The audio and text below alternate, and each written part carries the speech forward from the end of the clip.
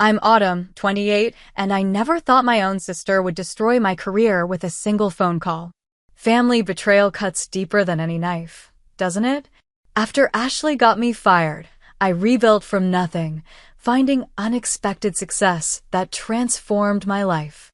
When word spread about my newfound prosperity, my family suddenly remembered I existed, hands outstretched, demanding their fair share. Their expectation of handouts, after years of sabotage, left me speechless. So I smiled sweetly and said, "Check your mailboxes tomorrow." Their faces when they did? Priceless. Before I dive into this wild story, where are you watching from today? Drop your location in the comments, hit that like button, and subscribe to see more stories about standing up for yourself when family crosses the line. Growing up in a middle-class neighborhood in Boston, our family looked normal from the outside. The Addams family with our colonial-style home, weekend barbecues, and mandatory family game nights. But behind closed doors, the dynamics were anything but healthy. From early childhood, I somehow became designated as the responsible one. By age 10, I was helping with bills, making sure my younger sister Ashley got to school on time, and trying to keep peace between my constantly arguing parents. Meanwhile, Ashley was encouraged to just be a kid code for allowing her to avoid any responsibility whatsoever. Ashley, 2 years younger than me at 26, grew up believing the world revolved around her. She was pretty in that conventional way that opens doors, blonde hair, blue eyes, cheerleader type. My parents, Margaret and Richard, treated her like their precious princess, while I was more like the castle staff. Ashley has a sensitive spirit, my mother would say whenever Ashley threw a tantrum about doing chores. You're just naturally more capable, Autumn. Translation: I'll handle everything so Ashley doesn't have to be inconvenienced. My brother Ethan, the oldest at 30, found it easier to side with Ashley. Just let her have her way, he'd say. It's not worth the drama.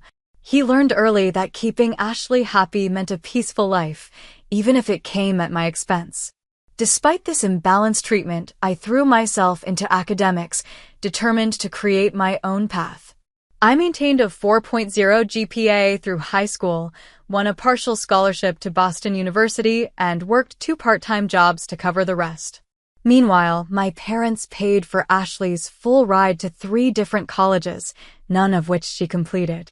College just isn't the right environment for my creativity, she'd declare after each dropout, and my parents would nod sympathetically. The pattern continued through her brief attempts at becoming a yoga instructor, life coach, fashion blogger, and real estate agent, all funded by my parents despite their supposedly tight budget.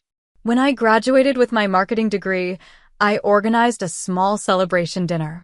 Ashley arrived 2 hours late, made a scene about the restaurant's limited vegan options despite being vegan for only that particular week, and then cried when my father toasted my accomplishment, effectively making the evening about comforting her.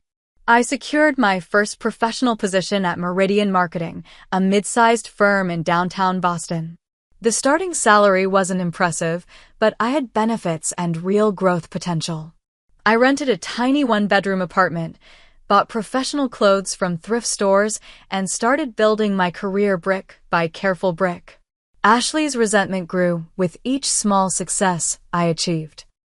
When I was featured in a local business publication for a campaign I'd worked on, she accidentally spilled red wine on my only professional dress the night before an important client meeting.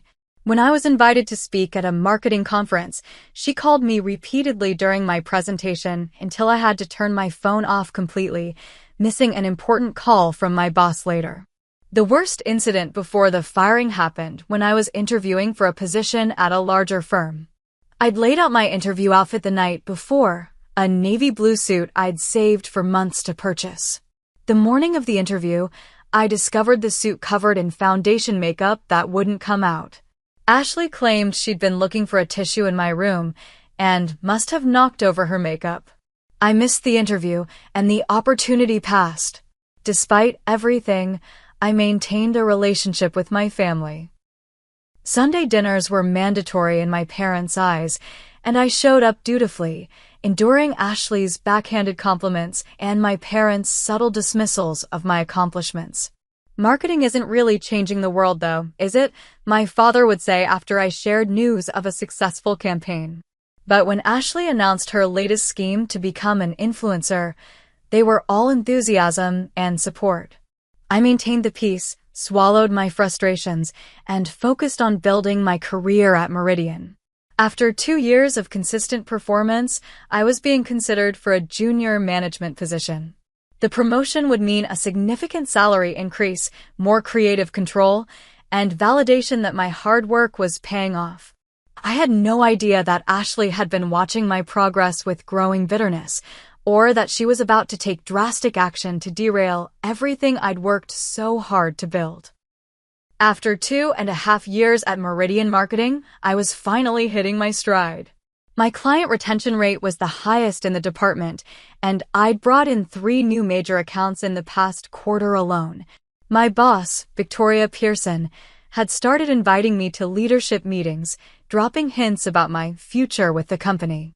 The promotion to junior marketing director was within reach. The position had opened when Derek, my mentor at the company, accepted a position with a firm in Chicago. Victoria had asked me to prepare a presentation outlining my vision for our department's future, essentially an audition for the role. I spent weeks preparing, staying late at the office, fine-tuning every slide, and practicing my delivery until I could present it in my sleep. The presentation was scheduled for a Thursday morning meeting with the executive team. Wednesday night, I called my family to cancel our usual Sunday dinner, explaining that I needed the weekend to prepare for my presentation. "Of course your job comes first," my mother said with that familiar passive-aggressive sigh.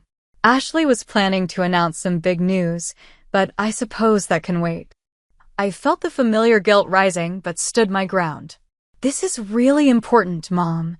I'll make it up to Ashley next weekend." Later that night, Ashley called. "Way to ruin my special announcement," she said without preamble. "I'm sorry, Ash. What's your news?" "Wouldn't you like to know?" she snapped. "Some sister you are. Always thinking about yourself and your precious career." I tried explaining how important this presentation was, but she hung up on me. I felt uneasy as I went to bed, but pushed the feeling aside. I needed to focus on tomorrow. Thursday morning, I woke early, put on my best suit, a charcoal gray one I'd splurged on for important client meetings, and headed to the office an hour early to set up the conference room. When I swiped my keycard at the building entrance, the security panel flashed red. Denied. I tried again with the same result. Figuring it was a system glitch, I called up to reception, but Donna, the receptionist, sounded strange. "I'm sorry, Ms. Adams, but I've been instructed not to let you in. Ms. Pearson would like you to call her directly." Confused and increasingly alarmed, I called Victoria. Her normally warm voice was ice cold. "I'm extremely disappointed in you, Autumn. After everything we've built, to throw it away like this is beyond unprofessional." "Victoria, I don't understand." "Don't insult me by pretending. You called me at 11:30 last night, clearly intoxicated, saying you were quitting effective immediately. You said, and I quote, 'The company is a joke, and you're the biggest joke of all.' You made racist comments about our clients and said vile things about your colleagues. I recorded the call as company policy requires, so don't bother denying it." My blood ran cold. "Victoria, that wasn't me. I was home preparing for today's presentation." "I would never." "Save it, Autumn. Your personal belongings will be couriered to your home address. Your final paycheck will be processed according to state law. Do not attempt to enter the building again, or we will involve security." The call ended. I stood on the sidewalk outside my office building, dizzy with shock and confusion. People I'd worked with for years walked past me, averting their eyes or giving me looks of disgust. Finally, Brian from accounting approached me cautiously. "Autumn, you should go home." Everyone heard about the call.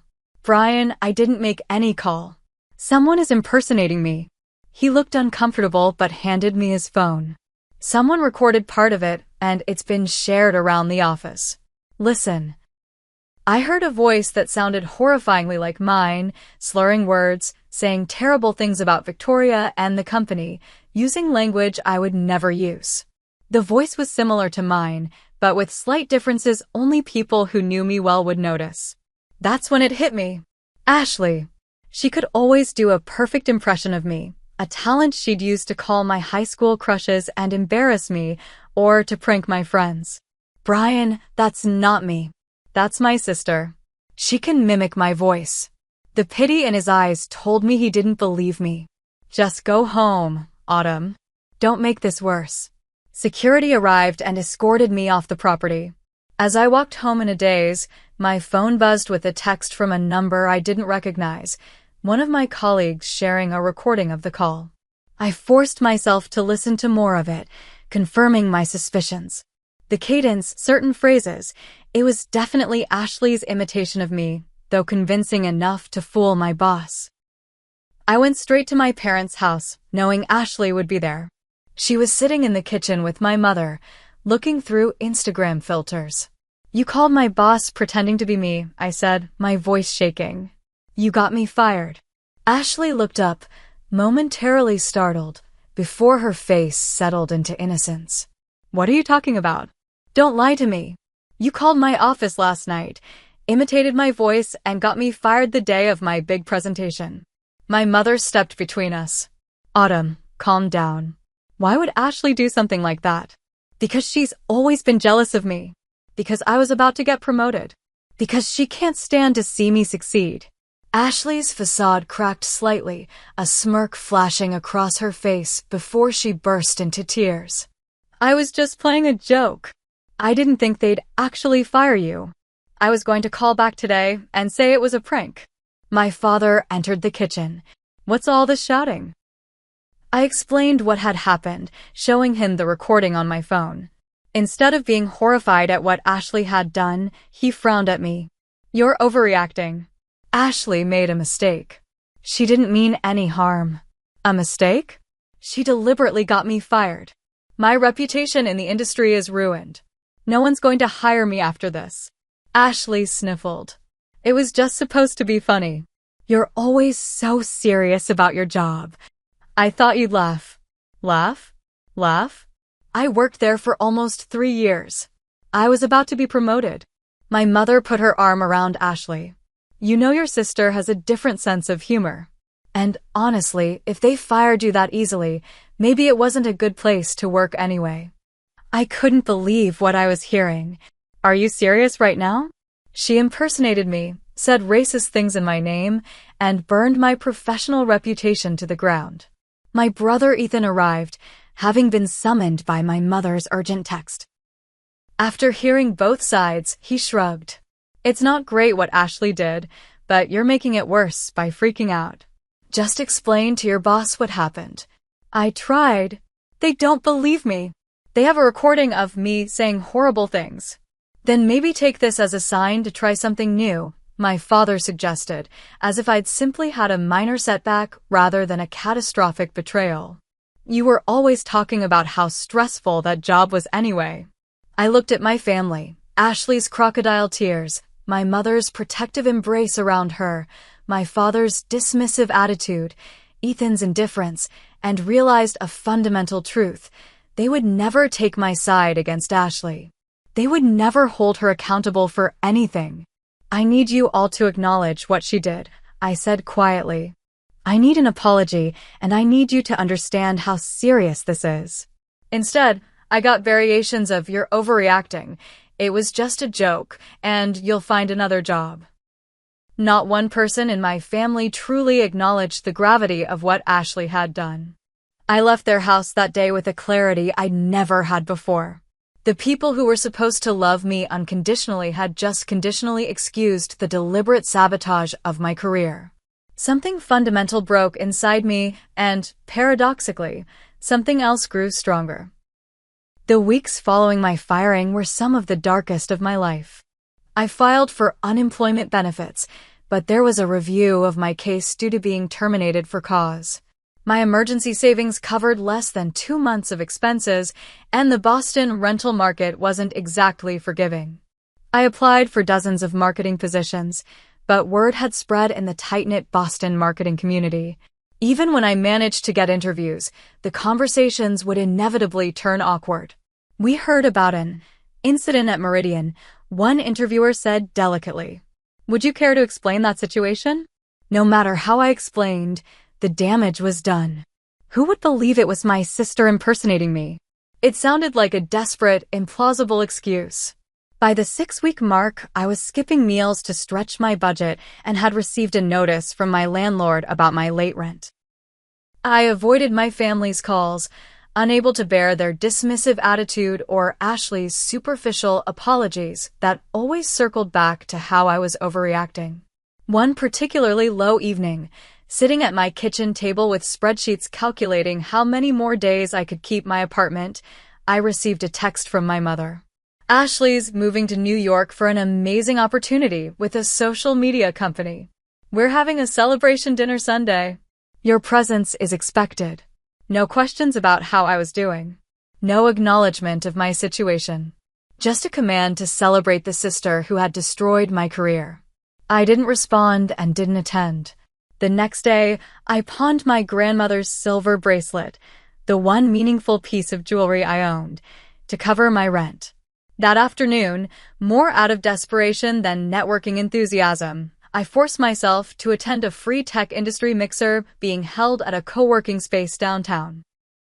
I couldn't afford new business cards, so I carefully crossed out my Meridian information on my old ones and wrote my personal email. The event was packed with startup employees wearing casual clothes that somehow still looked expensive. I felt conspicuously out of place in my one remaining professional outfit, now slightly too loose after weeks of budget meals. "You look like you could use this more than me," said a voice beside me. A woman in her 50s with silver-streaked black hair held out a glass of wine. "Open bar is the only reason half these people show up anyway. That obvious, huh?" I attempted a smile, accepting the glass. "I'm Elaine Winters," she said, extending her hand. "Chief Operating Officer at Nexus Technologies. Autumn Adams. Currently, between opportunities. Honest. I like that." Elaine's sharp eyes assessed me. "What's your field?" I briefly explained my marketing background, carefully avoiding details about how my last position ended. "Interesting. We actually need someone who understands traditional marketing. All these tech kids think social media is the only channel that matters." She pulled out a business card. "We're a FinTech startup developing an app that helps people manage shared expenses. Come by tomorrow at 10. I can't promise anything glamorous, but we need smart people who understand how to communicate with audiences over 30. I stared at the card. Just like that. Just like that. I trust my instincts about people. Always have. She gestured around the room. "Everyone here is trying to be someone. You're just trying to survive. That kind of hunger is valuable." The next day, I arrived at Nexus Technologies' office, a converted warehouse space with exposed brick walls and too many plants. The position Elaine offered was several steps down from my previous role, essentially a marketing coordinator when I'd been on track for a directorship. The salary was barely enough to cover my expenses. But it was something. A lifeline when I was drowning. "I should warn you," I said during the interview, "I left my last position under difficult circumstances." Elaine waved this away. "We're a startup. Everyone here has a past. What matters is what you bring to the table now." I accepted the position on the spot.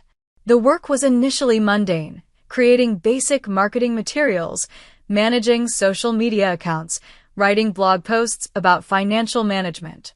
But the environment was nothing like Meridian's corporate structure. Ideas were valued regardless of who suggested them. Failures were treated as learning opportunities rather than career-ending mistakes. 3 weeks in, during a brainstorming session about how to market their app to non-tech-savvy users, I suggested developing a series of animated explainer videos featuring relatable characters navigating awkward money situations between friends and family. That's Actually brilliant, said Noah, the skeptical product manager who rarely approved marketing ideas. We've been so focused on the technical features, we forgot about the emotional component of lending and borrowing. Elaine gave me a small nod of approval, and I felt something I hadn't experienced in weeks: competence, value, purpose. My tiny apartment became my sanctuary. I deleted social media apps to avoid seeing updates from my family or former colleagues. I started journaling to process my feelings of betrayal and abandonment. I adopted a rescue dog, a nervous, one-eyed terrier mix named Bella, who had also been discarded through no fault of her own. Gradually, I built a routine. Early mornings with Bella at the dog park. Work at Nexus.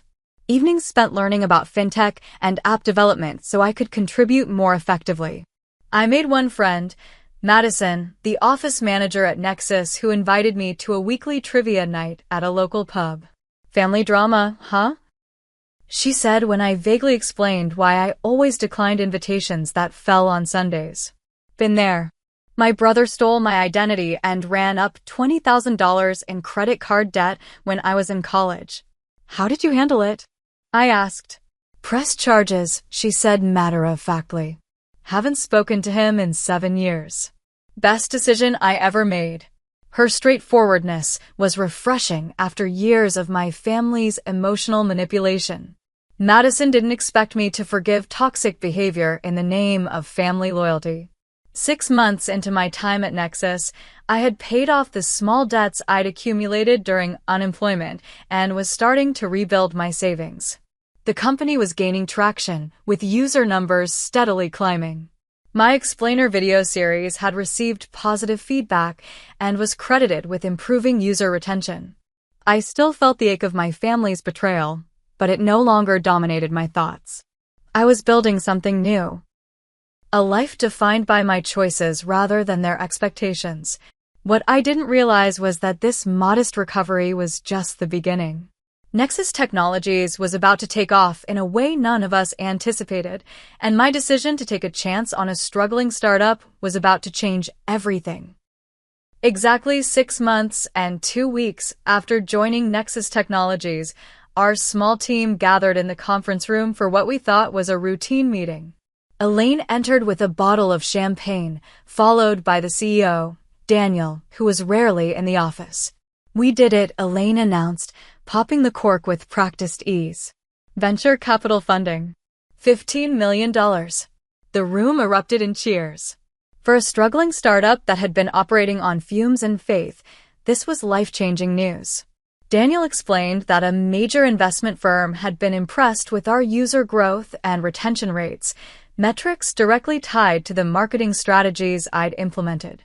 Your explainer video series sealed the deal, he told me afterward, raising his plastic champagne cup in a toast. They said it demonstrated we understand our market in a way most fintech companies don't. The funding changed everything. We moved from our warehouse space to proper offices in a downtown high-rise. Our team expanded rapidly, and I received a promotion to marketing director with a salary that made my eyes widen when I saw the offer letter. You earned this, Elaine said when I expressed disbelief. You saw what we were trying to do and translated it for normal humans. That's rare in this industry. The promotion came with stock options, standard practice in startups, though I hadn't expected to receive such a generous allocation. At the time, they seemed like monopoly money. Nexus was still private, still unproven in the larger market. 9 months later, everything changed again. Our app's user base had grown exponentially, particularly after we added features for roommates and small businesses to manage shared expenses. A major financial technology corporation made an acquisition offer that the board couldn't refuse. The day the acquisition was finalized, Daniel called me into his office. Your options are fully vested because of the acquisition, he explained. At the agreed share price, they're worth approximately $2.7 million. I stared at him, certain I'd misheard. Million? He smiled. Welcome to tech, Autumn. Sometimes being in the right place at the right time pays off. I left his office in a daze, clutching paperwork I barely understood. After taxes, it would be less, of course, but still, I had gone from pawning my grandmother's bracelet to pay rent to having more money than I'd ever imagined. The acquiring company retained most of Nexus's team, including me, with generous compensation packages.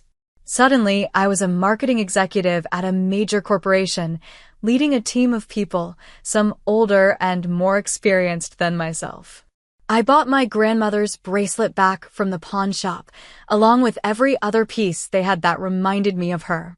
Then I purchased a beautiful townhouse in Beacon Hill, a historic neighborhood I'd always admired but never imagined I could afford. I furnished it simply but elegantly, creating the peaceful sanctuary I'd always wanted. Bella upgraded from nervous rescue to pampered princess, with a custom dog bed in every room and regular appointments with a doggy therapist to work through her anxiety issues. I started seeing a therapist too, working through the complex feelings about my family that resurfaced as my circumstances improved. "You've achieved remarkable success," Dr. Patterson observed during one session. "How does that feel in the context of your family's lack of support?" Validating, I admitted, but also lonely. I wish I had people who truly cared to share it with. This realization led me to focus on building genuine connections. I deepened my friendship with Madison, who had also done well in the acquisition. I joined a photography club, pursuing a passion I'd abandoned years ago. I volunteered walking sheltered dogs on weekends, finding purpose in helping animals like Bella find their forever homes. Throughout this period of transformation, I maintained my distance from my family. I hadn't blocked their numbers, but I rarely responded to their occasional texts. The messages were always surface level anyway: birthday wishes, holiday greetings, never acknowledgments of past harm or genuine inquiries about my well-being. I did change my email address and moved without providing my new address, quietly disconnecting from their ability to reach me in person. I wasn't hiding exactly, but I needed space to heal and grow without their toxic influence. 16 months after the day Ashley got me fired, I was featured in Boston Business Journal's 40 Under 40 list, highlighting local business leaders making an impact. The article included my photo and a brief profile detailing my role in Nexus's success and subsequent acquisition. 3 days after the article was published, my phone lit up with notifications. Texts, calls, emails from every member of my family. Suddenly very interested in reconnecting with their long-lost daughter and sister. "So proud of you, sweetheart," my mother texted, as if we'd been in regular contact. "Always knew you'd make it big, sis," from Ethan, who had never once reached out during my unemployment. And finally, from Ashley, "OMG, you're famous. We have so much to catch up on. Lunch this weekend? Love you." I placed my phone face down on my desk and took a deep breath. The family that had dismissed my career, enabled my sabotage, and abandoned me in my darkest moment was now eager to bask in the reflection of my success. Dr. Patterson had warned me this might happen. When you visibly succeed, toxic family members often reappear, not because they've changed, but because they see potential benefit to themselves.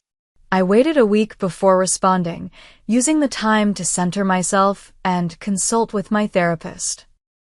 When I finally agreed to meet my family, I was calm, prepared, and protected by the boundaries I'd established in their absence. What I couldn't have anticipated was just how nakedly their financial interests would drive our reunion, or how I would ultimately respond to their demands. The restaurant I chose for our reunion was neutral territory, an upscale bistro downtown, public enough to discourage emotional scenes, but private enough for serious conversation. I arrived early, selecting a corner table with a clear view of the entrance. My parents arrived first, looking exactly as I remembered, yet somehow smaller. My mother's eyes widened as she took in my appearance: the tailored blazer, the subtle but expensive jewelry, the confident posture that comes from knowing your own worth. "Autumn," she exclaimed, moving in for a hug I didn't return. "You look different." "Professional success agrees with me," I replied, gesturing for them to sit. My father's handshake was firmer than usual. Always knew you had potential, kiddo. Just needed the right opportunity. The cognitive dissonance was staggering. This was the same man who had dismissed my career ambitions for years, who had told me my firing was probably for the best. Ethan arrived next, with a new girlfriend in tow, a wide-eyed woman he introduced as Kayla, who seemed inappropriately excited to meet me given we were strangers. "Autumn's the tech executive I was telling you about," he said, his voice carrying just a bit too far across the restaurant. Finally, Ashley made her entrance, 20 minutes late, as usual.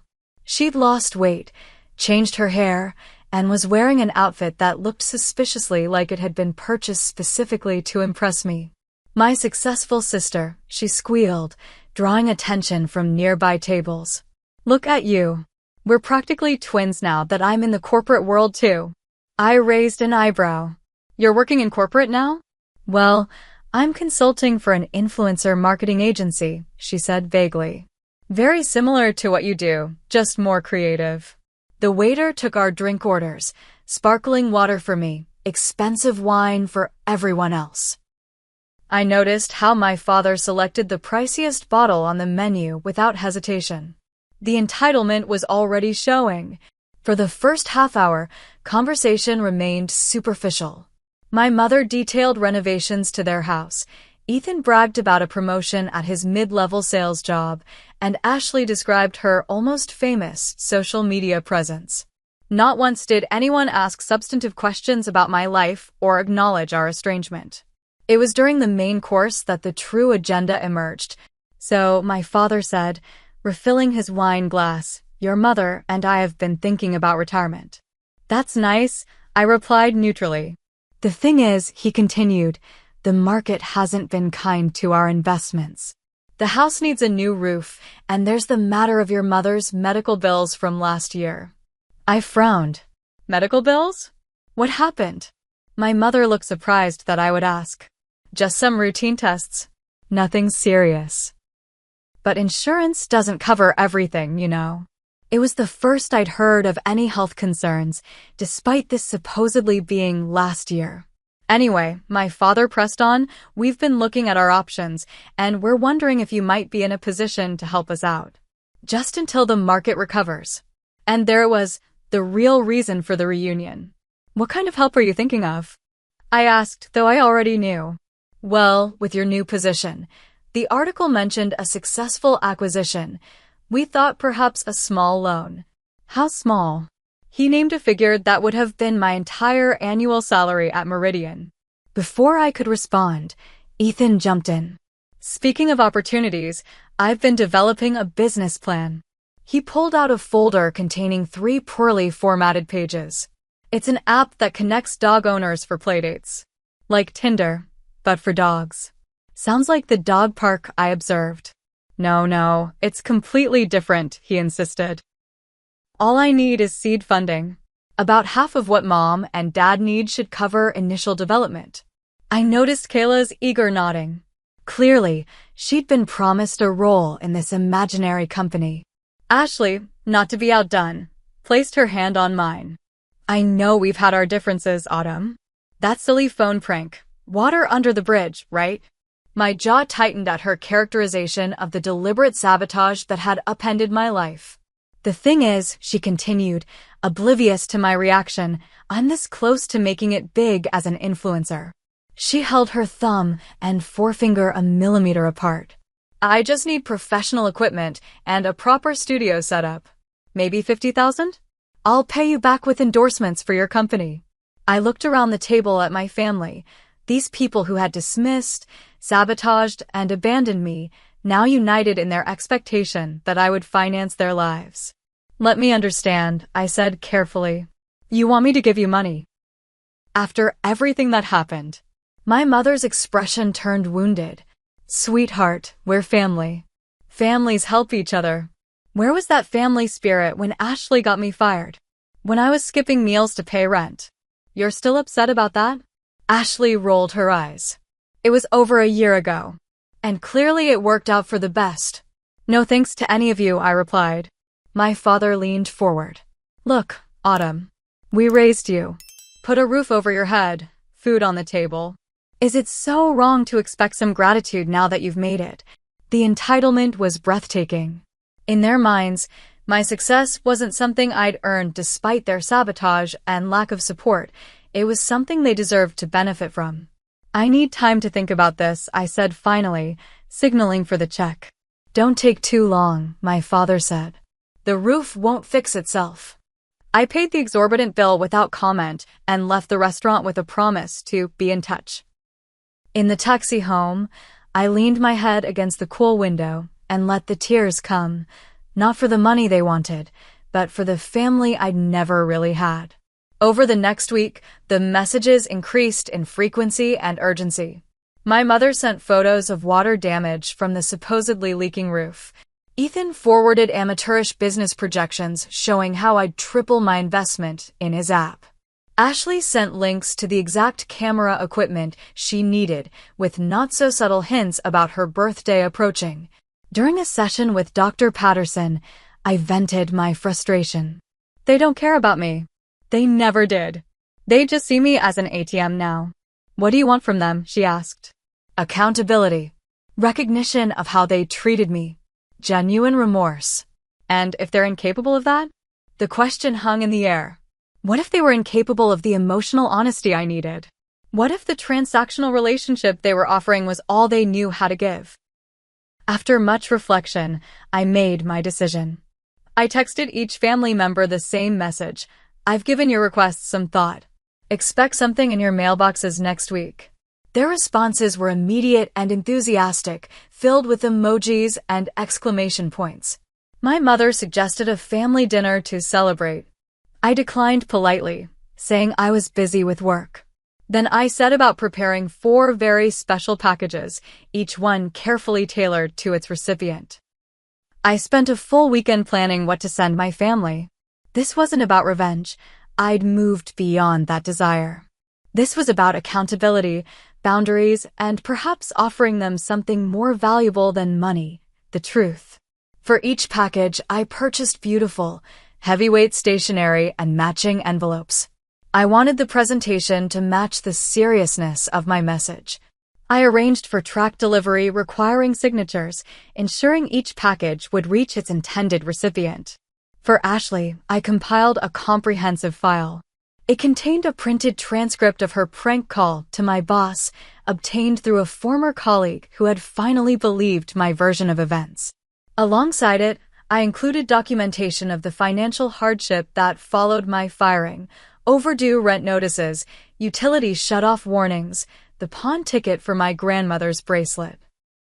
I added screenshots of texts she'd sent during that period, dismissing my situation as not that bad and suggesting I just get another job. I included a letter from my therapist, with personal details redacted, outlining the psychological impact of workplace sabotage and family betrayal. Finally, I added confirmation of a $5,000 donation made in Ashley's name to a workplace bullying prevention organization. The donation came with mandatory attendance at their next awareness workshop. I included a personal note. Ashley, you've shown me who you are repeatedly throughout our lives. The phone call that cost me my job wasn't a prank or a joke. It was deliberate sabotage born of jealousy and entitlement. I don't believe you're capable of genuine remorse, but perhaps this donation in your name will help others avoid experiencing what I did. I've forgiven you for my own peace, but forgiveness doesn't mean financing your lifestyle or maintaining a relationship that harms me. I wish you growth and self-awareness. For my parents, I created a different package. It contained financial literacy books, retirement planning guides, and contact information for legitimate financial advisors. I included property records showing they had refinanced their house 3 times in the past decade, despite claiming financial prudence.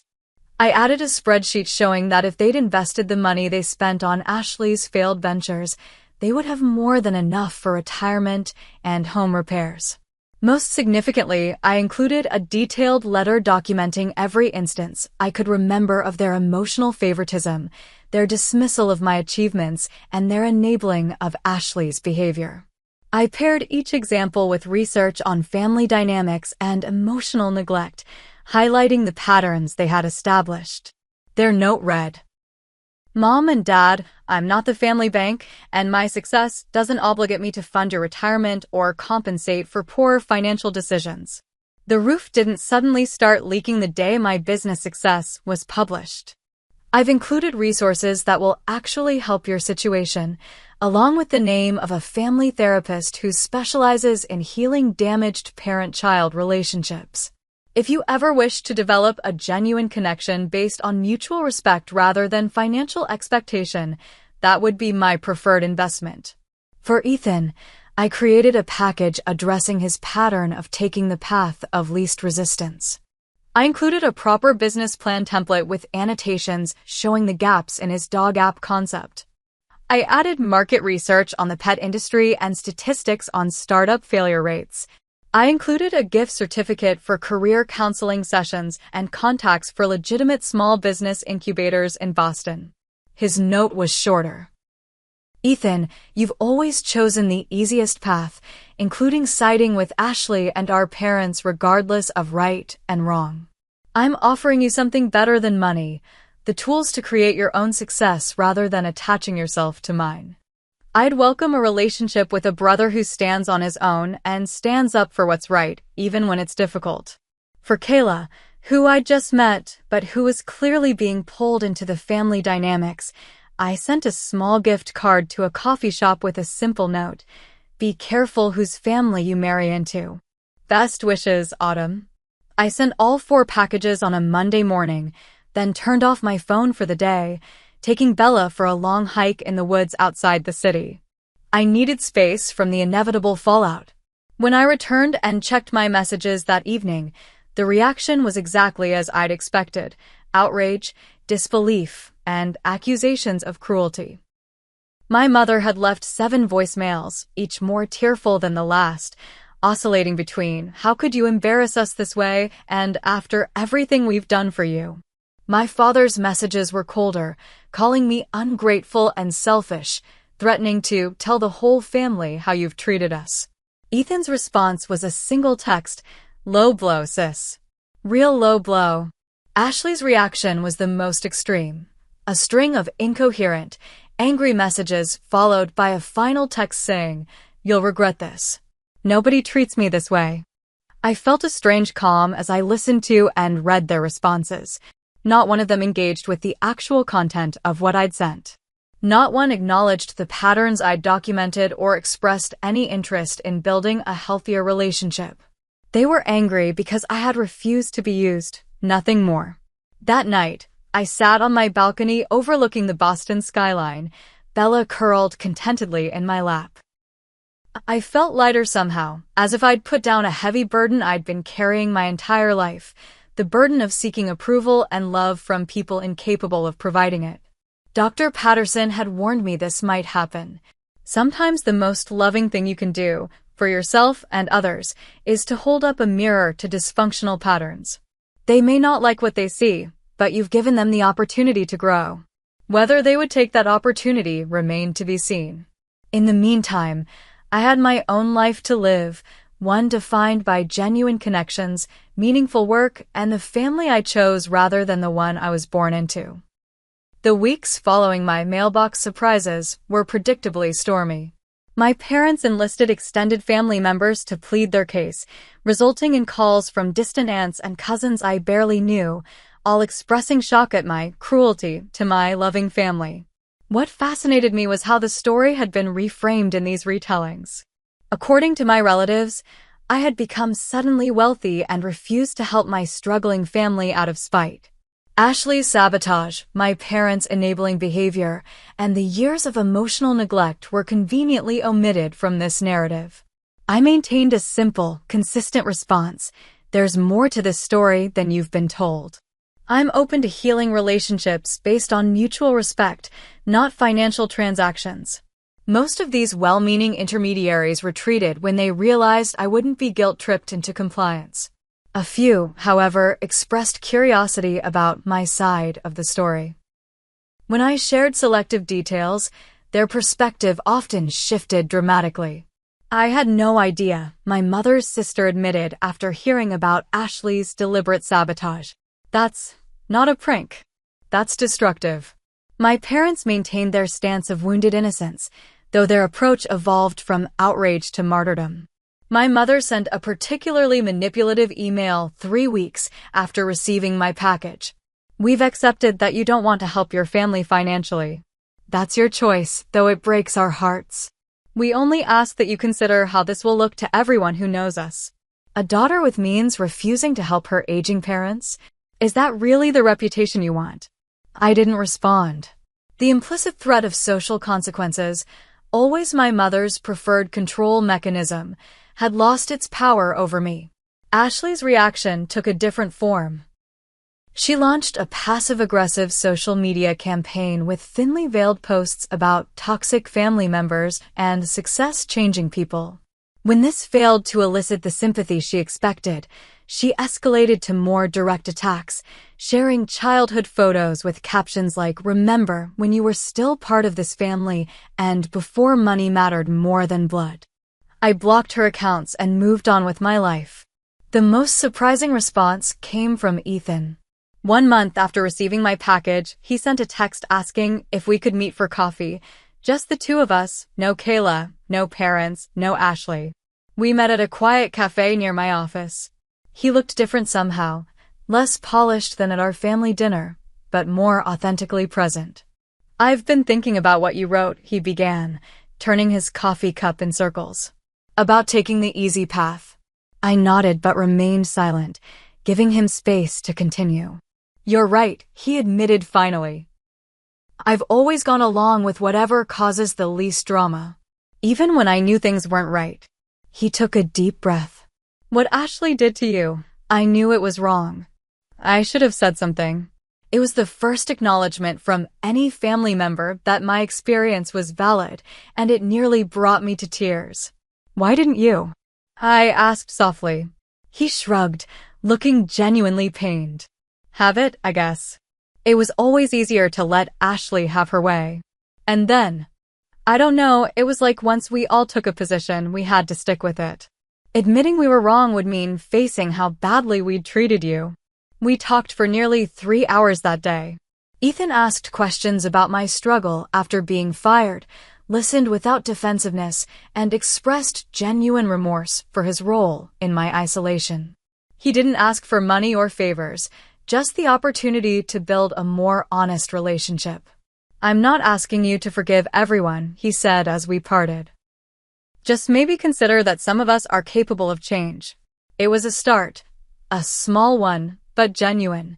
We began meeting monthly for lunch, carefully avoiding family drama and instead focusing on rebuilding trust through honest conversation. He enrolled in a business program at a local community college, determined to develop legitimate skills rather than chasing get-rich-quick schemes. 6 months after my packages were delivered, I received an unexpected email from Ashley.